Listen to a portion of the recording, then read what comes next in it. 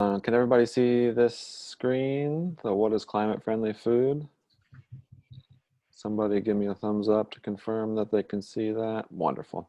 Hello, great to see everybody. My name is Rowdy. First, I want to start off by thanking Amy and Linda for helping me with this presentation and helping take it to the next level. And I hope that's informative and valuable to everybody. And I would love to hear feedback and any questions. I'm going to move through it pretty quickly because I know we have another presenter. And part of my goal and part of our goal, I believe, is to keep it simple when it comes to climate friendly food, because we don't want there to be we want to take away as many barriers as possible, right? If we want it to be accessible for as many different kinds of people, whether, socioeconomic, all those considerations, we want to keep it simple. So that's what we're going to do today. And yeah, let's get into it. So what is climate friendly food? We'll start out by pulling straight from the Climate Action Plan, which is where this graph comes from. And this is basically the long and short of it. Plant foods clearly have the lowest emissions, and that's whether you're measuring per calorie or by weight.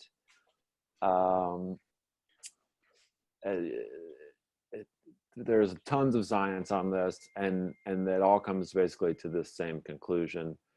And so this is what we'll dive into a little bit deeper. I also want to hit a couple of the myths, a couple of misconceptions surrounding what climate friendly food is. So let's get into it. But yeah, I pulled this straight from the Climate Action Plan from Portland.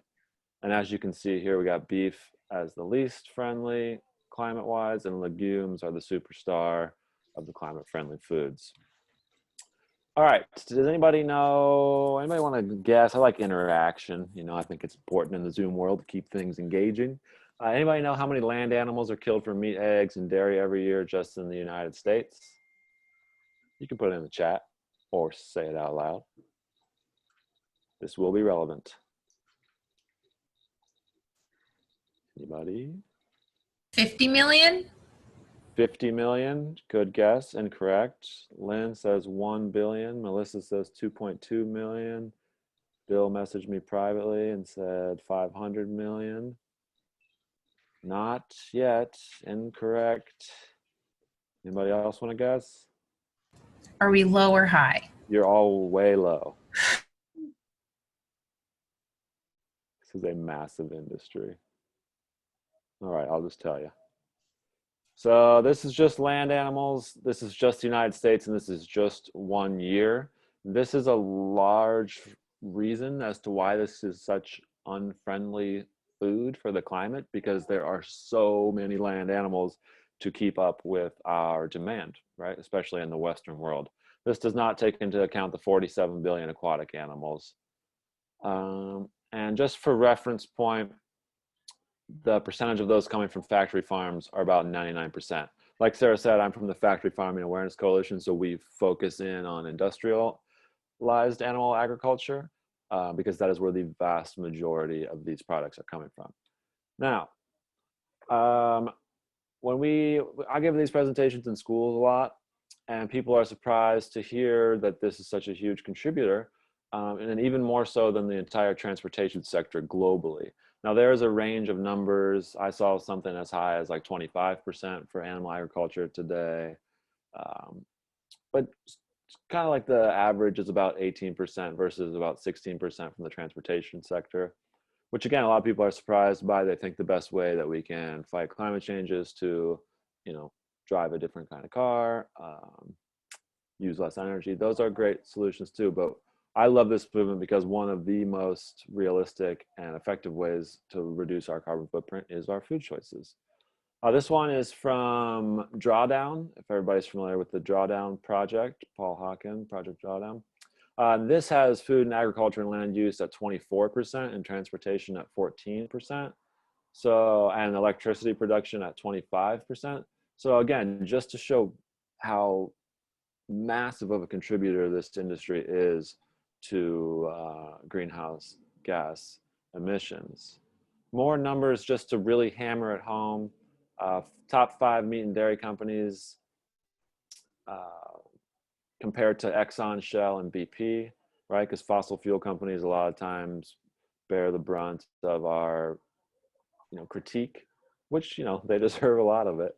But and the Climate Friendly Food Committee, we got to draw attention to our food choices. So JBS, Tyson, Cargill, dairy farmers, and Fonterra are putting out more greenhouse gas emissions than any one of those individual fossil fuel companies. Now, one of the first misconceptions that I want to talk about is free range beef or grass fed beef. And many people are surprised to learn that it actually emits 4 times more methane than factory farm raised beef. So they call it CAFO beef, which stands for concentrated animal feeding operation. One, because grass is much more fibrous and contributes more to that methane production. And then these animals live longer. These animals that are grass fed, and grass finished really is the more appropriate term, because most cattle are grass fed, but if they're grass finished, that means that they eat grass their entire life. They have to live longer because they won't get up to slaughter size in the same amount of time that a CAFO cow would. And so that's just more time for emissions, right? And so the study that we're referencing here is something called Grazed and Confused. And it's worth noting that this is a 127-page report from 300 different sources done over 2 years. So a real meta-analysis, and one of the best resources that we have for looking at the different kinds of cattle, right? Because it's kind of well known in the climate world that beef's not great, but we keep hearing about these other kinds of it that are supposedly supposed to be better, including free range and grass-fed.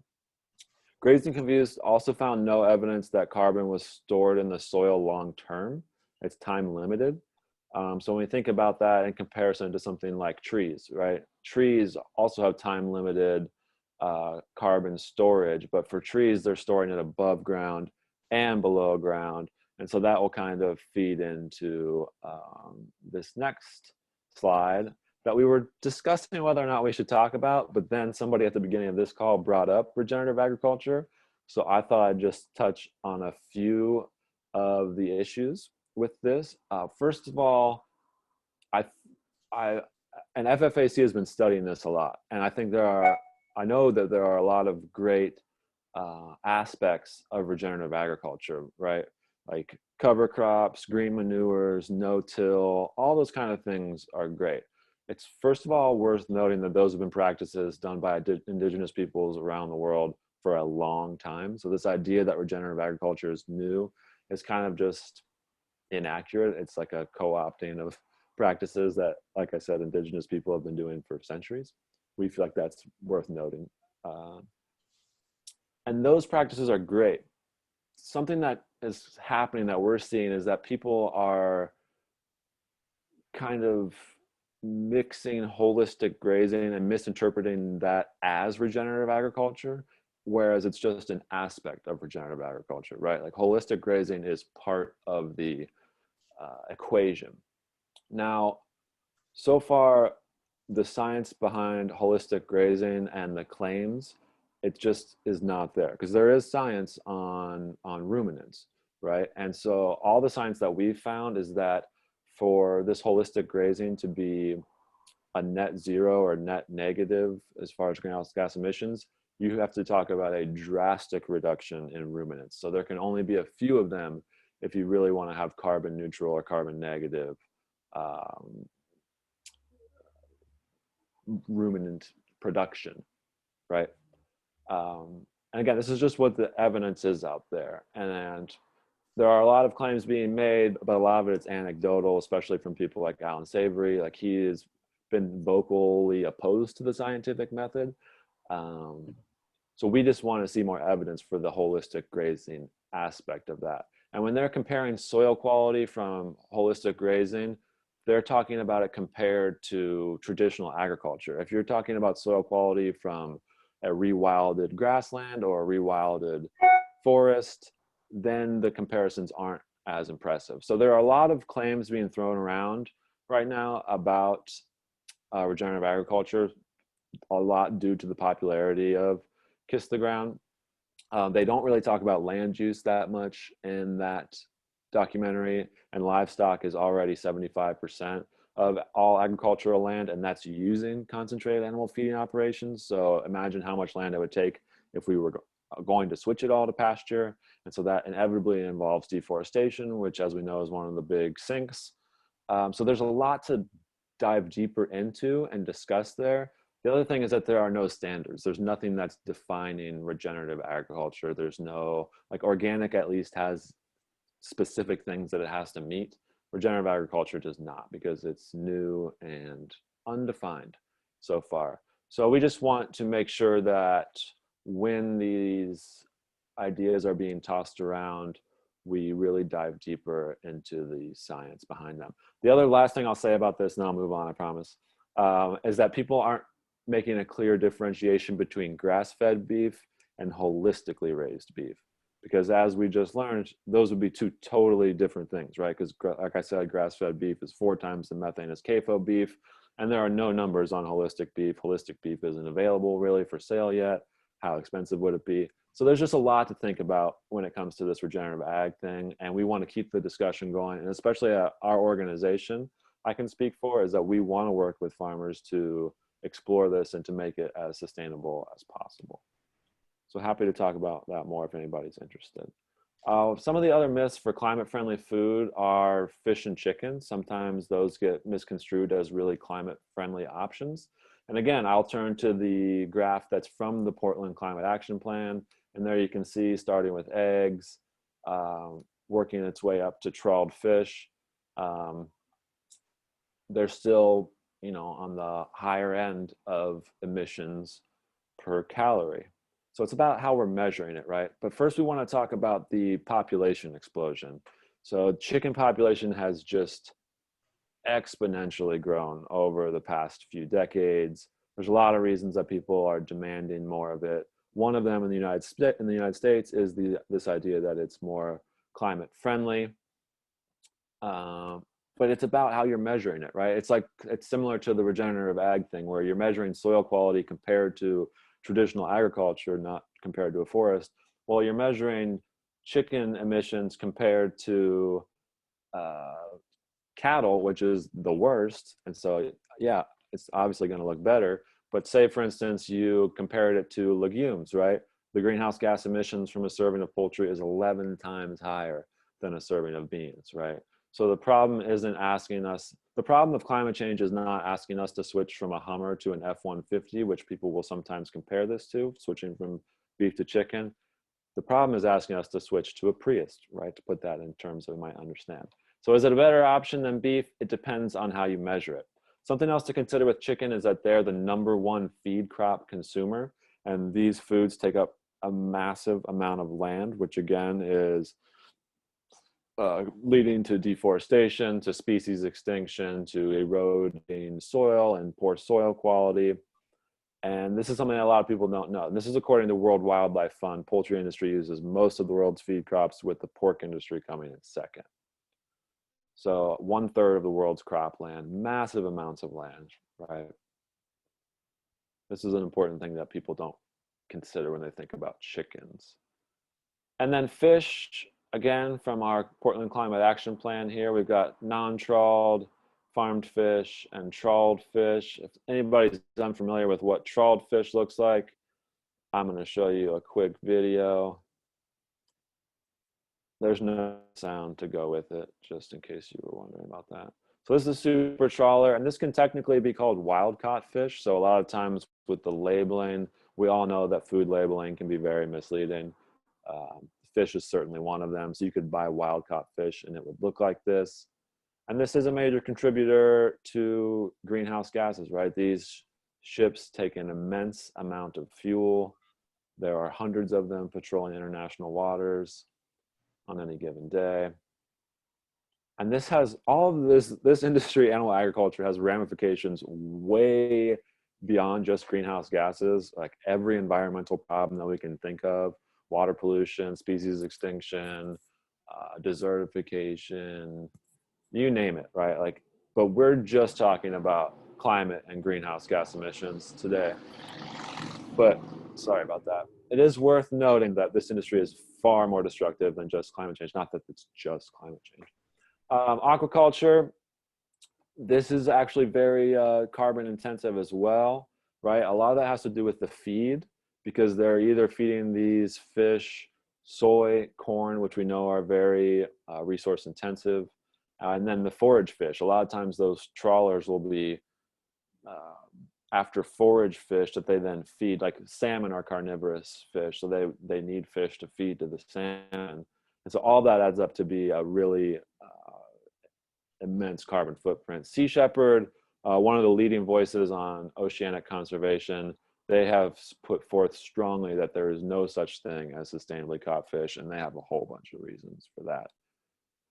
Something that a lot of folks don't know about is mangrove deforestation. Now, mangrove forests are actually 4 times more uh, efficient when it comes to sequestering carbon than rainforests when compared to rainforests. And we oftentimes think that rainforests are like the pinnacle of carbon sequestration, at least I thought that. And these mangroves are being cut down at alarming rates to farm more shrimp. And where that's happening is in Southeast Asia. That's where 90% of the shrimp consumed in the United States is imported from. One stat that Linda sent to me was that each pound of shrimp farmed on clear-cut mangroves indirectly emits 1 ton of carbon, and that's 10 times the carbon footprint of beef raised on land cleared in the Amazon, which is just mind-boggling, right? Because we are constantly hearing about Amazon deforestation and how serious that is, but we very rarely hear about mangrove deforestation, and it looks like, according to this research at least, it's far more carbon intensive. Now, one other myth that I want to talk about, I don't know if myth is the right word, but this focus on local animal products. And again, this is another graph that I just pulled straight from the Portland Climate Action Plan. And this shows the emissions related to our food and the breakdown of that, right? So production versus transportation versus, retail and wholesale transport, all that different stuff. But as we can see, the vast majority of emissions from our food is related to what kind of food it is and not where it comes from. Like, locally bought food is great, and I love the local food scene in Portland, but it does not appear that that is the answer to climate change, right? It's much more what you buy, not where you buy it from. But again, that is not to belittle buying local food, because who would be opposed to that? Now, again, I just want to throw this graph in there again one more time, because the Portland Climate Action Plan already has it out there, right? And in our eyes, the solution is simple. Like I said at the beginning, we want to keep this simple. Plants are the most climate friendly food. So the more of your diet that's composed of plants, the more climate friendly it will be. Drawdown reinforces this. We're big fans of Paul Hawken and Project Drawdown. And they have 2 different scenarios now. It's like, I think it's maybe depending on time, like 50 years and 100 years, something like that. He has 2 different options that you can click on the Project Drawdown website. But in either one of those scenarios, plant-rich diets are in the top 5, right? And like holistic grazing, or I forget what they call it, and this one is far lower down the list. They have regenerative agriculture on this list on number 11. They've kind of changed their terms around a little bit on Project Drawdown, but plant-rich diets and reducing food waste, which is a fascinating topic as well, are always in the top 5 for drawdown solutions. And there's continuing emerging science that's coming out to support this. Last year, the Eat Lancet Commission on Food, Planet, and Health released what some people called a groundbreaking report, stating that, quote, global decarbonization is necessary. Emissions must be halved by 2030 and net zero by 2050. But then they say, however, even if all of those goals are achieved, but dietary patterns saw no shifts, the world would fail to meet the Paris Agreement. And even just last week, this New York Times article came out highlighting research published in Science that said that even if we immediately halt all emissions from fossil fuel burning, we will not honor the Paris Agreement without cutting greenhouse gas emissions from our food system. So just more and more science is coming out reinforcing that our food is a critical aspect of these goals. Just to reinforce that one more time, this study that we have here found that if Americans replaced beef with beans, we would get 3/4 of the way to our greenhouse gas reduction goals and the Paris Climate Accords. And I love this movement because that feels empowering to me. You know, we've had an administration for 4 years that does not care or even believe in climate change. And so to put the power in the hands of the people and say, even if you just get rid of this one product, which I know is totally unrealistic and naive, and I'm not dumb, but just the notion that if beef went away and we substituted with beans, we would get 75% of the way to our Paris Climate Accord goal. That's exciting to me. That shows how much power we have as consumers. So now you've probably seen some of these products that are coming out, these meat analogs, and they have many advantages. And some of them listed here are they're far more environmentally friendly. They don't require the constant breeding of animals. They're less disease prone, right? Which is very relevant for this new pandemic age that we live in. And factory farms are just a breeding ground for pandemics. Safer for workers, much more efficient. Of course, these are just choices. We wouldn't advocate that this is what a diet should look like. These are choices that are less destructive, maybe healthier. People, when we talk about eating plants, they have concerns about protein and calcium and iron. But again, the overwhelming amount of science shows that if you're eating the right amount of calories, and you're eating predominantly whole foods, those deficiencies aren't really an issue. The real issue of deficiency in our country is fiber. And animal products have no dietary fiber. This is getting away from the climate friendly part of it, but this is sometimes what people get scared of when you start talking about eating plants, is being deficient. So as you know, you live in Portland too. It's super tasty, pretty easy to eat plants, especially in Portland. You don't end up sacrificing a lot of stuff, just worth mentioning. And one final time from the Portland Climate Action Plan, how climate friendly do you want your diet to be? That's the question. And it's up to each one of us as individuals, and then, you know, as a group, as the Portland Climate Reality Project, how climate friendly of a diet do we want to advocate for? And with that, I did my very best to keep it as short as I possibly could. Check us out. We give presentations all over the country. We're doing them virtually now, and we talk about the health impacts of factory farms and the mass consumption of animal products. We talk about related to pandemics. We talk about social justice issues surrounding our food choices, which there are many. Yeah, so I hope that was valuable.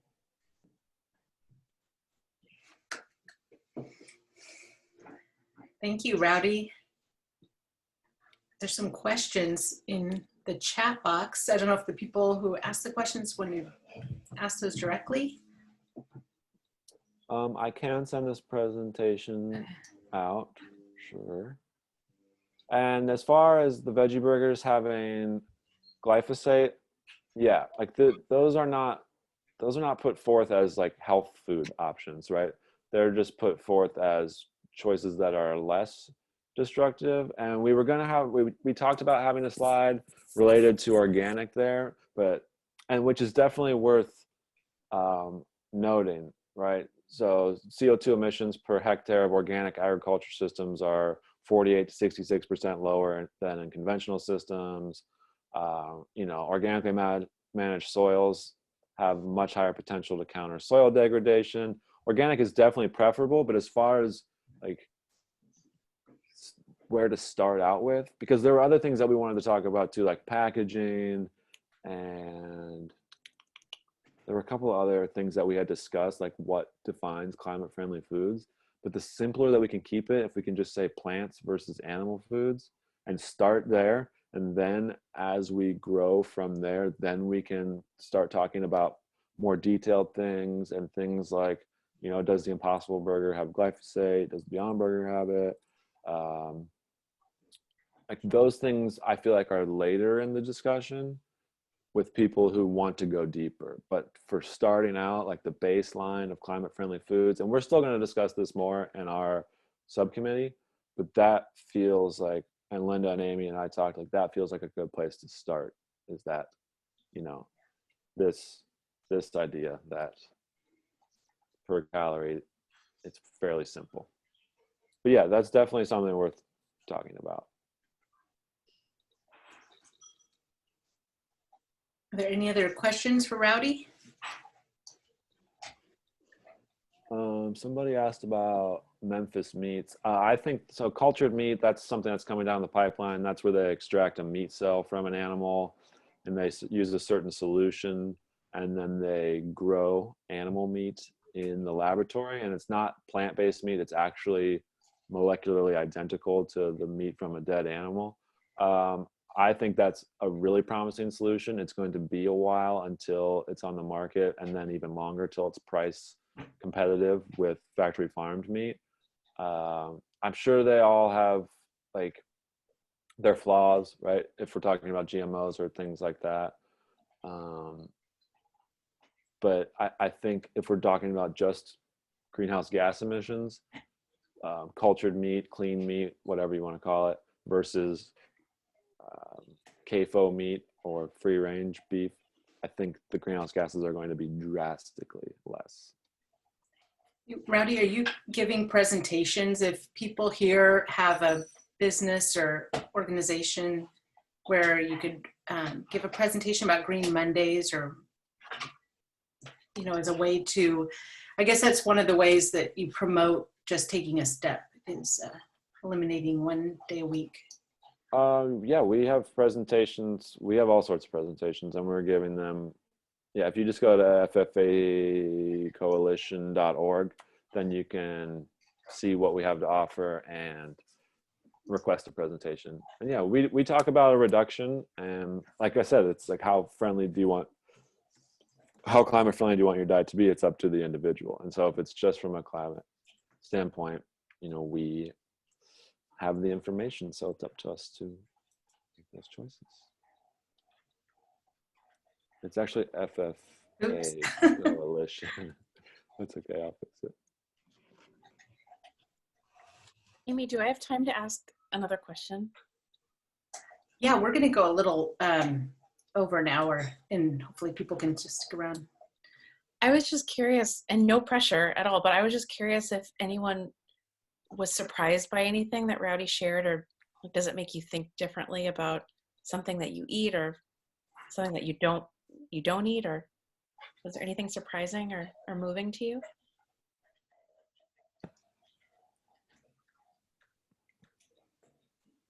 If I can say what I think is surprising to me is how long we've known about this. I don't know, maybe one of the few people that's old enough to remember Francis Moore Lepage, Diet for a Small Planet, 1972. That meat-based diets are unsustainable for the world. I mean, it wasn't in the context of carbon then. We've learned a tremendous amount since, but, you know, a lot of the basics were there 50 years ago. Yeah, I feel like kind of how Exxon got shown to be leading a big misinformation campaign about climate change. I feel like the meat and dairy industry has taken that page right out of their playbook as far as, you know, putting confusing science out there and misinformation about what's good for the planet and what's not. The more you research how they market their stuff, the more it becomes clear that they are very intentionally misleading folks, even with resources available way back then. I have a question. What success have you had in working with different age groups and getting them to shift what they eat? Well, we have a conversion ratio of like 88%. So about 9 out of 10 people that we reach, and we talk to middle schoolers. I mean, I've spoken to fifth graders about this from fifth grade, and I've spoken to, you know, adults in religious groups.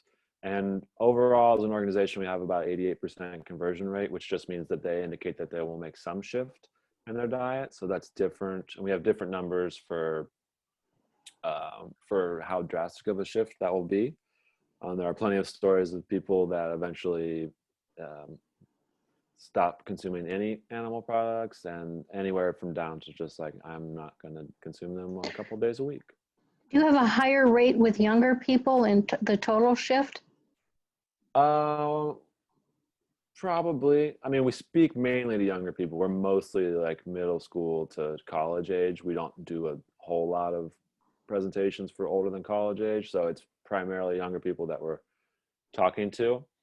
But I mean, I feel like older folks are more receptive to this message than ever before, especially climate and environmentally minded people.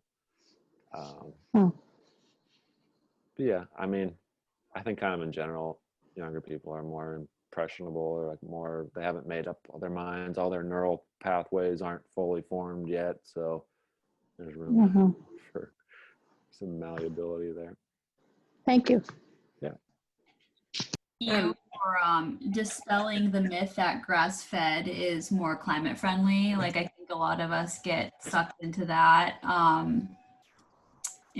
conversation, or even like fall kind of prey to that marketing from companies that are grass-fed or grass-finished as being, you know, higher quality and better for you, better for the environment.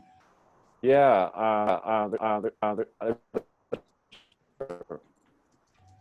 Sorry, you kind of sorry.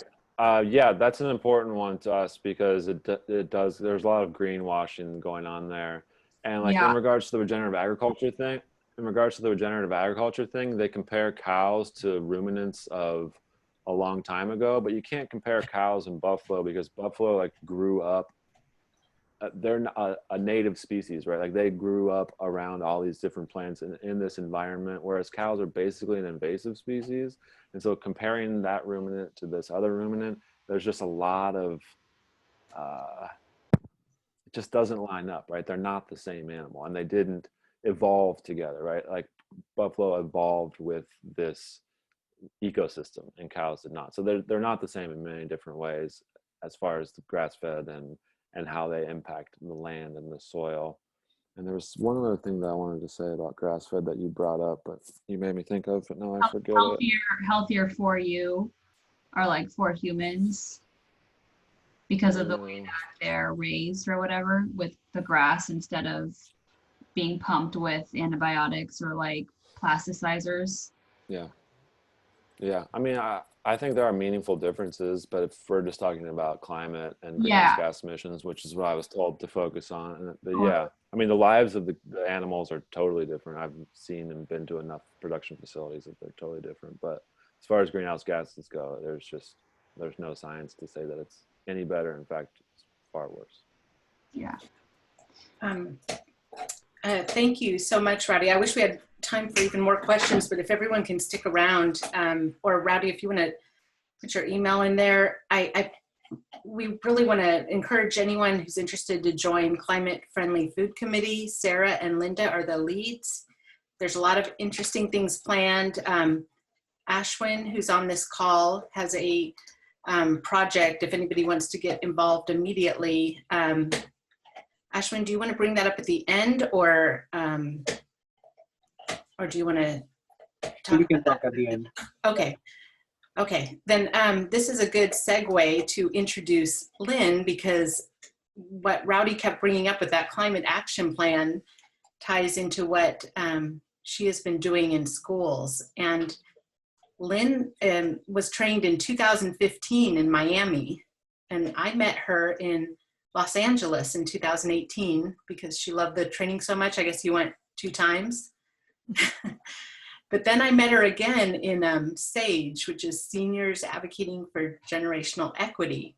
And she had this really great project she was working on. And so pretty much as long as I've known her, she's been working full time on this project. And it's been exciting to see it go from, I felt like it was more of an outline to this fully fledged, exciting program that's rolling out. And so I know a lot of the climate reality leaders who have just been trained, and some of the other ones that are joining Lynn, and she's going to explain what they're doing in schools, how that ties into the climate action plan. And yeah, thank you, Lynn, and thank you, Rowdy, too. Thank you, Amy. Yeah, climate, I was telling someone earlier, climate reality training was really pivotal for me. And this whole project was kind of born from my own transformation that took place during that training. So I just want to acknowledge Ken Barker, Allison Connor, Susan Dean, and I'm probably missing somebody else who is also on our climate education committee working with us, Amy, of course. And actually, Amy and Rowdy we did our pilot last year in 10 different schools, and Amy and Rowdy actually did a presentation for us in Sunnyside Environmental School, and got the kids involved in petitioning for at least one vegetarian meal a week. And that's, I guess, Amy, that's your project, Greener World Lunches. So, and Rowdy, I mean, they were very moved and interested in being involved. So definitely we're seeing that response from students. So, okay, well, I guess I'm going to do the screen share thing here. So here I go.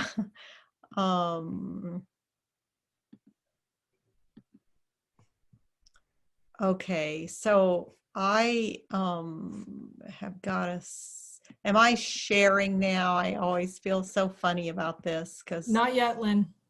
Okay, I got to press share.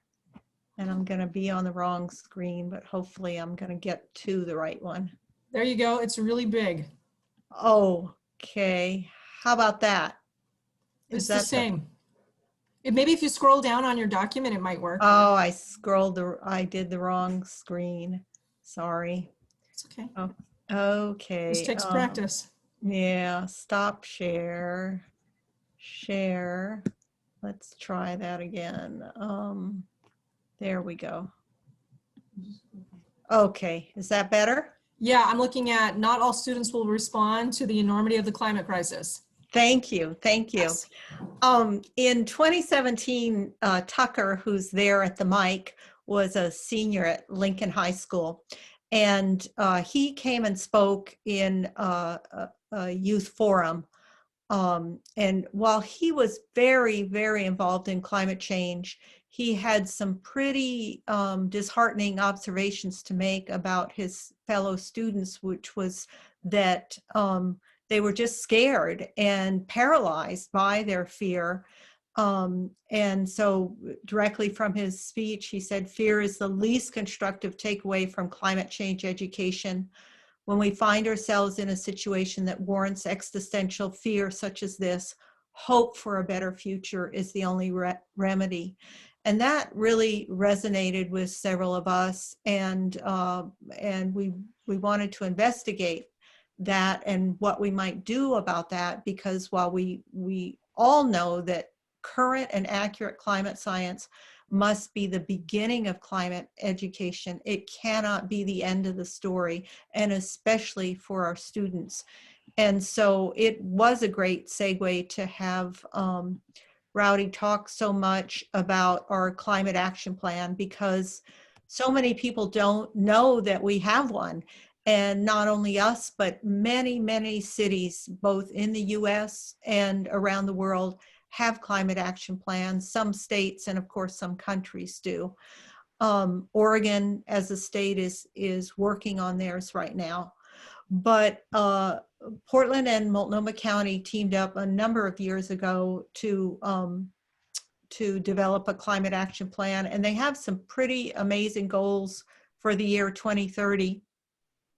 Their goals relate to the built environment, to transportation, to consumption and waste, to food and agriculture, and to using our urban tree canopy to help reduce emissions, as well as climate justice goals, educational goals, and implementation goals. And so we thought that those 2030 goals would form a really good basis for giving students a very concrete vision of where we wanted to be in the very near future. And so that's how the Vision 2030 project was born. SAGE is a nonprofit, small nonprofit, very small nonprofit, but they do enormous work in the Portland area. And so they agreed to be the manager of this program. And we started out wanting place-based education for middle and high school students that really connected students to those 2030 goals of our climate action plan and helped them see in very concrete ways how they could get involved, and connected them with organizations that were already working to implement our goals, so that the pathway was just clear and bright for them to enter into emissions reduction work if they were interested in that. And we have a small introductory lesson to the climate action plan, which we piloted last year in middle and high school. And we have a number of community partners that are growing all the time, but that we work with. And then we branched out into what else we can do besides teach about the climate action plan. And that's when we got, let's see here. Oh, now I'm not finding what I need. We got involved in planning a climate a career summit. I'm sorry, was distracted with trying to find the link I need, but a climate career summit for high school students. And we're putting that on December 2nd with Portland Public Schools. And we're very excited about it. But somehow I lost my link.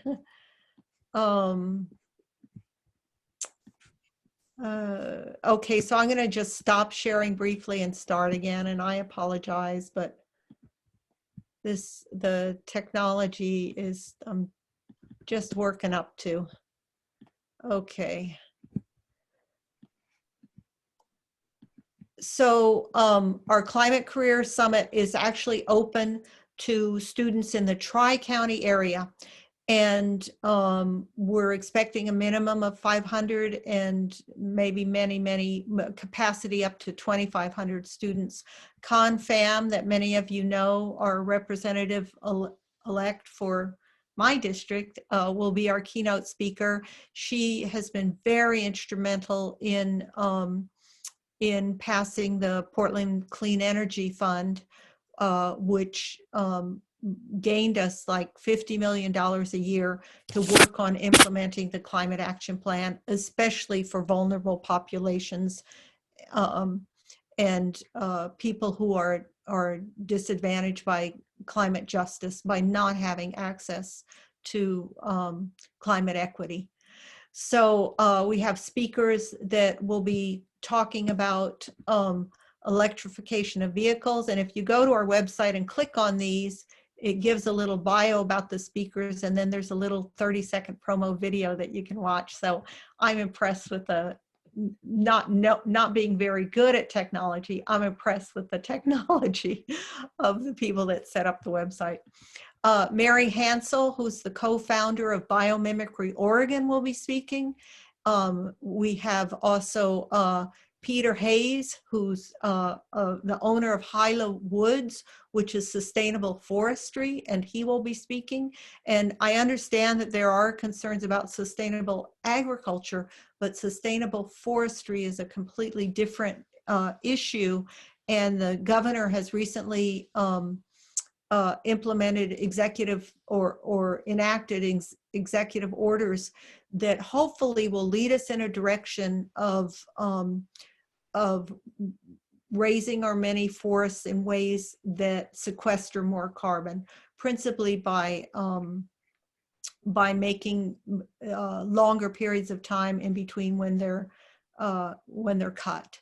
So we're excited to have Peter Hayes talking about that.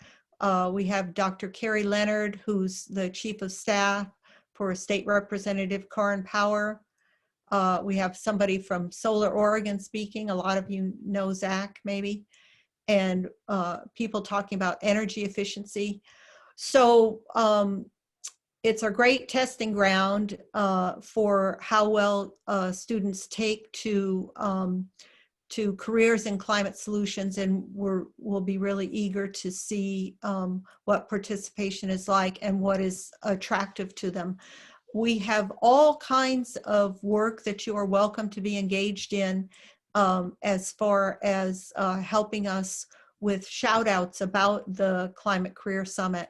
And so if you're interested in that, please contact me. We'd be glad to have your involvement. In addition to that, we're planning a climate solutions fair in April, which will be for middle school students, where again, we have speakers that can share with the students, even virtually, projects that they can do at home and ways to get involved in climate solutions. And so this is one of our projects. It's an energy, learning how to do an energy audit, things that students could do, whether it's in their own home, in their classroom at school, or in a community building of their choosing. It's something they can do alone or something they could do with a group of friends. So we're excited to be involving students in those ways. We're also holding a small climate career panel in Spanish in January in Washington County. And so we'll be excited also to hear about the results of that. We're looking for members, additional members in our climate education group that could help us both with leadership roles like facilitation in any one of these projects, that could help us advertising about our various events that are going on, principally through social media. And we have those shout outs already for anyone who's interested in doing that. We need people that we're just forming a plan that would be similar to the Master Gardeners Plan or the Master Recyclers Plan. And we're calling it Master Climate Educators. And so the idea would be a training in all things that have to do with the Climate Action Plan. And then as a result of having that training, you would volunteer 20 to 40 hours a year, giving back to the community, teaching them or leading projects in any of these areas. So that's another way that we would invite people to be involved. So I feel like I've been talking up a storm. But if you go to our website, there's all kinds of, you can just click on some links that would lead you to signing up to share in any one of these areas. So, and I would just invite Allison or Ken or Susan, have I forgotten anything, or is there anything else you want to add? I can't think of anything you forgot, Lynn. That was really nice. Okay. Okay. And questions from anyone? Oh, Lynn? Yeah. You're muted. Oh, and I'm visible. Okay. My dog is chewing really loudly, so I had to turn the mute on. Did you want to mention the opportunity to watch the presentation that Rachel is offering on Thursday? Thank you. Thank you. So several of us, including Ken and Susan and Allison, were involved in we had our pilot last year, and it was wonderful. We were able to roll out with the help of Portland State capstone students in these 10 different schools and try out our introductory lesson on the Climate Action Plan for both middle and high school students to about 350 students. So we were thrilled at the results of that. But of course, on the heels of that was the pandemic. And so we were shut down for our second round of piloting. And we just really are just finishing getting our program virtual, in a virtual package. And so we're just having a little test run of that virtual package. We've already had a training, but we decided we needed to go back and do some additional revision and have some more test runs. So this would be principally for adults, and it's actually tomorrow night. And another member of our team, Rachel Willis, is giving that presentation, and we would love to have 7 or 8 people who would volunteer to watch that and give us feedback on that. And also at the same time to see if it's interesting to you, if you would be, if you enjoy working with middle and high school students, and that's a strength for you, something that you would enjoy training for and participating with us in that. We expect to be fully up to speed and offering the presentation to 1,500 students in the spring of this year.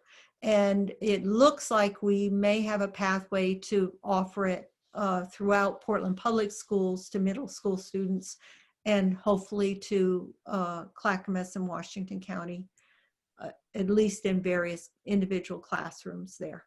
So I just put in the Zoom information from Rachel. It's tomorrow night at 7, when she will be giving a demo of our introductory, what we call it the Keystone lesson, but it's just an introduction to the 2030 goals of our climate action plan. Lynn, But your email? if you're interested in attending, if you could just shoot me an email and let me know, so that we'll kind of know what to expect. And I'm typing in my email. I just sent right now. one out. I hope it's right. There we go. The date on the Zoom Yes. says the 19th, so that would be on Thursday night, correct? I'm sorry, it is Thursday. Thank you. Yeah, another meeting tomorrow, but yes, it's Thursday night. Thank you.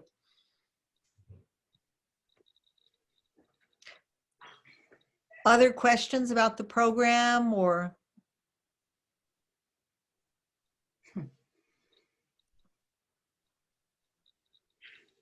Okay, well, thank you for letting me talk nonstop there. I appreciate it. Thank Please you, feel Lynn. free to get in touch if you're interested.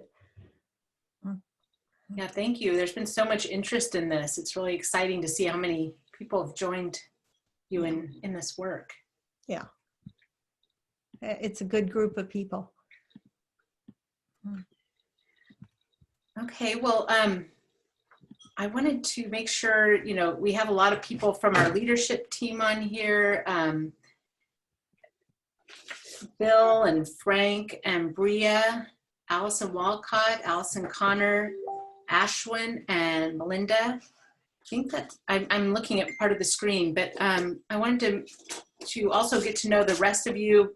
So I thought we could just go around, and if you have a project you're working on or you need support, if you could talk about that just for like 30 seconds or a minute. But I want to make sure that Bill, if you have anything to say about the strategy and kind of overall chapter information, that you would maybe start that off, and then maybe go to Ashwin, where he has a specific project that's tied into holidays and food. We could just kind of each person pick the next person after Bill and Ashwin. And if you don't have a project you're working on, you could also just mention what your favorite Thanksgiving food is, or anything to get to know you. Yeah. Hi, Amy. Sorry, I was a little distracted by trying to send Lynn an email. That's the level of my technical ability. I think I did get it in. Hopefully I'll see if there's an Lynn. Yeah, so kind of an update on the committees. As you guys know, the climate friendly food committee is very active, doing a lot of really good work. Thank you, Rowdy and Sarah and Linda, for your participation in that. And some of the other committees are moving along. They're really kind of working on kind of their mission, what they want to do, and then kind of expanding that into what goals they might have for this coming year. I don't have details on all the committees, but I've kind of been talking about having those by the end of the year for 2021 planning. And I know I had a very good meeting today with Kate Gardner on the business working group. And I think we'll have a good plan on that one coming up, ready to present that probably in December. And as I hope, some of the other committees that are moving along are going to be willing and able to kind of present their work in December. If not December, then January. But in the next couple of meetings, we need to kind of have a view to what the next year looks like. So with that, if there are any questions, I'll pass it over to Ashwin. Let's see. Right. Thank you, Bill. So we all listened to Rowdy tell us that vegan food is, or vegetarian or plant-based food is better than animal-sourced food. So we decided to come up with an event with Northwest Veg, who will be giving us a cooking demo in the first or the second week of December. And in addition to the cooking demo, we have tried to tie it up with a volunteer activity where you can cook the food that you learn in the cooking demo and cook it for homeless shelters the following weekend. So if any one of you is interested in helping us out, volunteering for cooking food for the homeless shelter, please feel free to email me or Amy that you are interested in helping us out. Thank you. Ashwin, do you know what we're going to be making yet, or do we have to tell them how many people first? Yeah, we'll have to first find out how many people and get the date from the shelter first before we even plan with the cooking demo.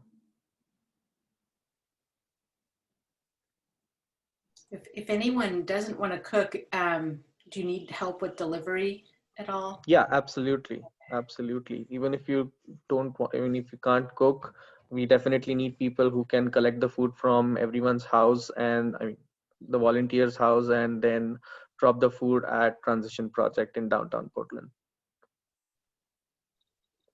Okay, you get to pick the next person who would like to, or maybe if anyone wants to put their name in the chat if they feel like it. Okay, I'll pick Linda.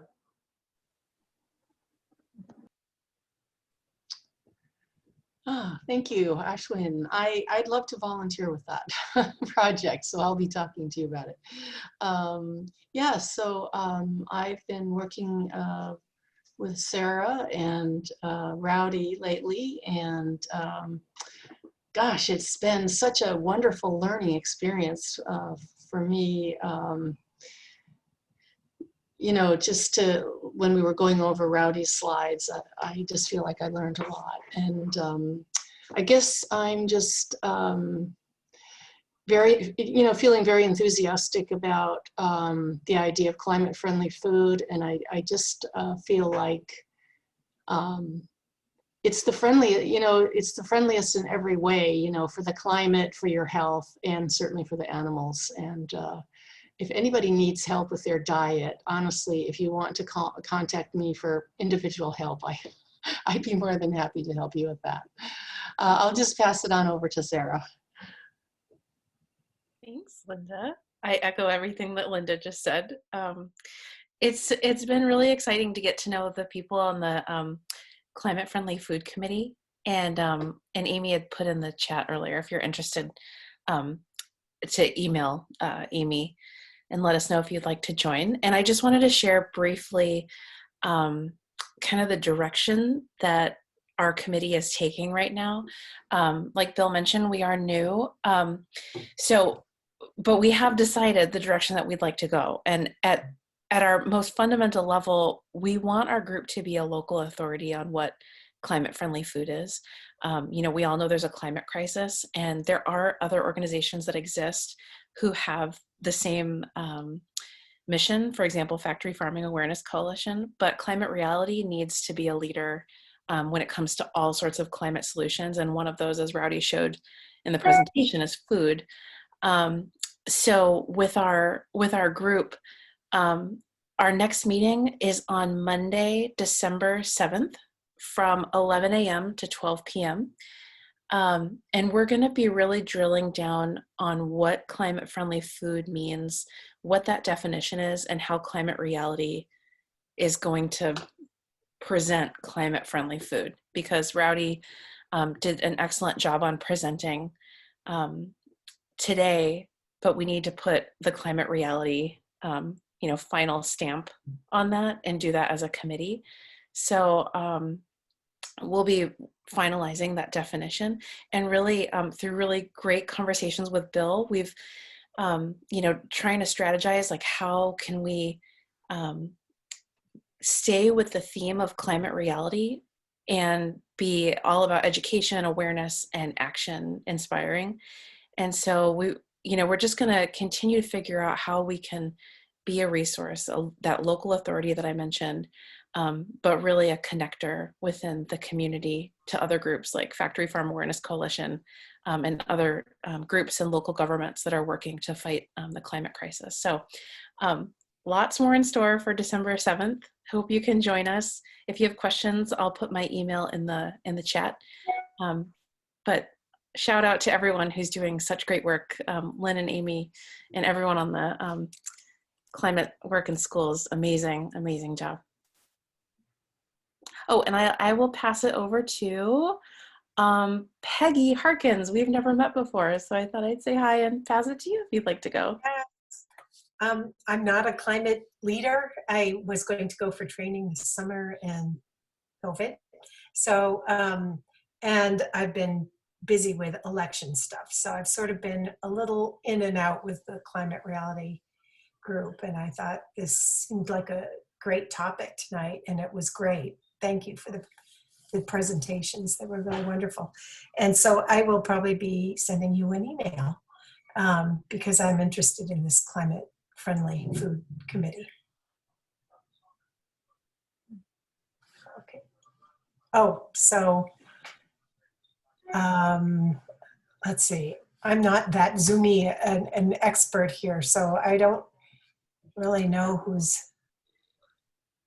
is there Susan Dean? Have you spoken already? You're muted, I think. No, I'm not muted. Oh, okay. Can you hear me? Can people hear me? Yeah. Okay, my microphone doesn't always work. But anyway, I was trained recently, the first online training. And Susan, can you turn it up a little or be closer to me? I just don't think it works. Can you hear me now? It's just very quiet. Okay. I can yell. Is that better? Yeah. Okay. I was trained recently for the first online training, and I'm just getting my feet wet. I'm very interested, very passionate on the topic, but haven't done a lot yet. I'm working a bit with Lynn on hopefully doing some in-school training, middle school, high school kids. And I'd love to be on the food group with food group 2. I'm a big gardener and avid eater and cook, and I would love it if everybody ate the way we all should eat. Yeah. Anyway, and plastics, is Melissa that's doing plastics? I'm all about that too. So I'd like to hear a little bit about that too. So maybe I'll pick Melissa. Are you there? Melissa? Okay. Who needs to go? We're getting some people who have to leave. Does anybody want to volunteer? Okay, Will. Hey all, I'm Will Musser, and I'm involved with Climate Reality Project, as well as Citizens Climate Lobby and Climate Interactive. And kind of my focus is doing weekly virtual climate workshops using the En-ROADS Climate Solutions simulator. And I'll put the link or the Eventbrite information in the chat, but basically trying to instead of preaching to the choir, get more community members and neighbors and other just neighborhoods aware of the impact of the various policies and solutions, such as how to talk about food that we were talking about tonight, carbon pricing, electrification, energy efficiency, and kind of modeling. And there is an upcoming tweak to the actual model itself, the En-ROADS model, that's going to be occurring December 3rd, I think it is. So they're kind of going to be updating that whole model. So if anyone's interested in participating or knows people who you would like to encourage them to kind of learn more about this, please direct them to the Wednesday night virtual climate workshops. Thanks, Amy, and everyone. Take care.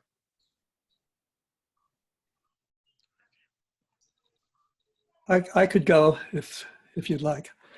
Alan Nuringer is my name, and Martha's here by my side. I've not done anything specific with respect to climate reality, but we have done something which might be of interest given tonight's conversation. We donate fruit from a small fruit orchard that we have. It's an organic orchard. And we give it to the Portland Fruit Tree Project, which are a group of gleaners. They go around and take unused fruit from various individuals' trees.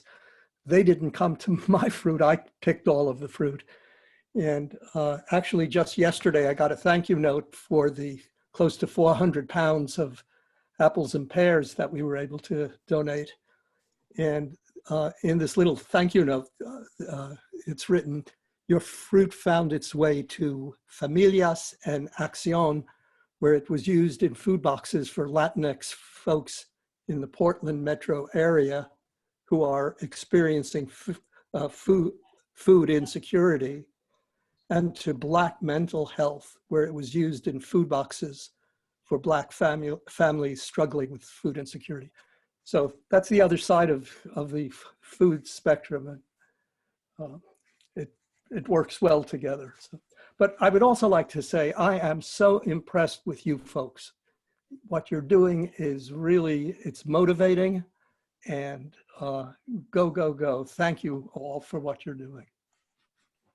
And if I could just add, I actually, one of the things that I do is study nutrition, and that's a whole other aspect of everything Rowdy talked about, is that plant-based diets are so good for you. So that's, it's another thing to, I think, add to the picture, right? It's like.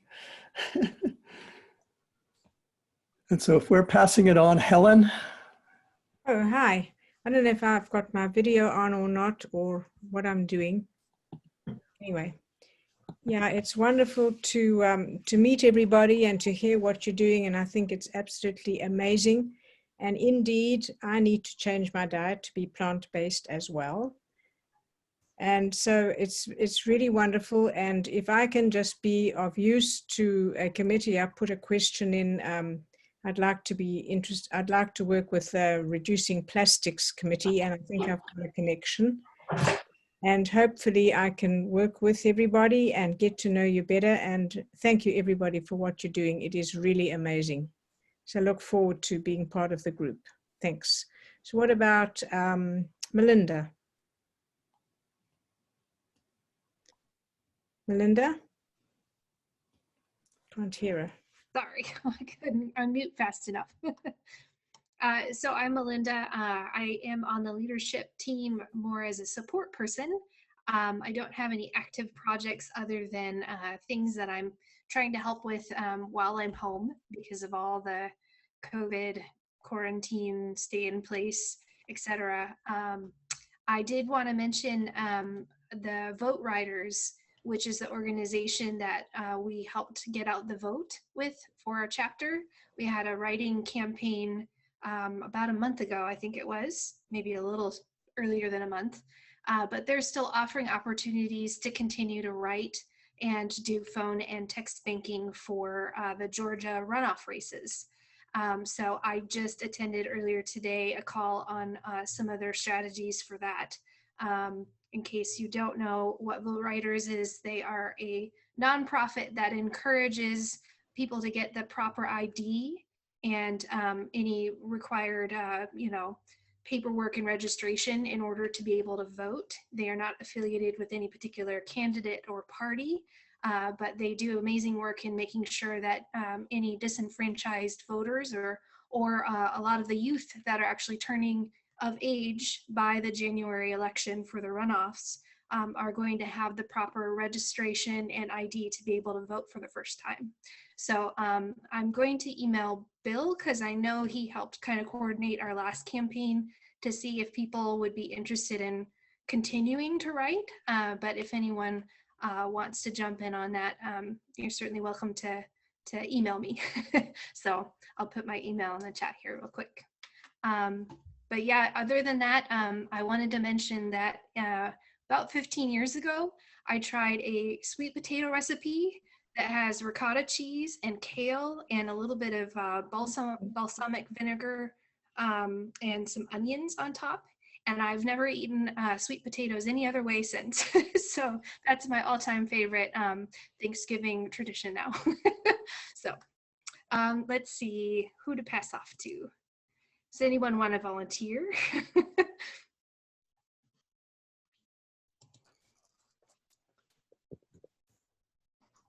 Sally, you talked a little beginning, but I don't think she's gone. And I don't know if Melissa left her computer on. She doesn't seem to be there. First of all, I'd like to thank everybody for what you do. I was recently trained, and I'm kind of a newbie to the Portland area. Spent my life in science and engineering education, so I'm interested to work with you, Lynn, on education. I've been spending, Ashwin and I have been working with Dan Orzak in a community solar project. That's kind of our first foray. But I'm also interested in the food committee. But other than that, I've been spending most of my time helping a lot of nonprofits, which is what I do, capacity building and strategic planning, survive. I'm on the board of several, and quite a number of them are struggling that are doing amazing work. So I've been doing scenario planning and helping them do fundraising. So I've been pretty busy with that. But thank you again. You're all doing incredible work. Just incredible. Thank you for everybody coming and what everyone is doing. Yeah, Will presented to us, when was that, in like July? I don't know. Time is time is lost meeting, but I would July, yeah. Okay.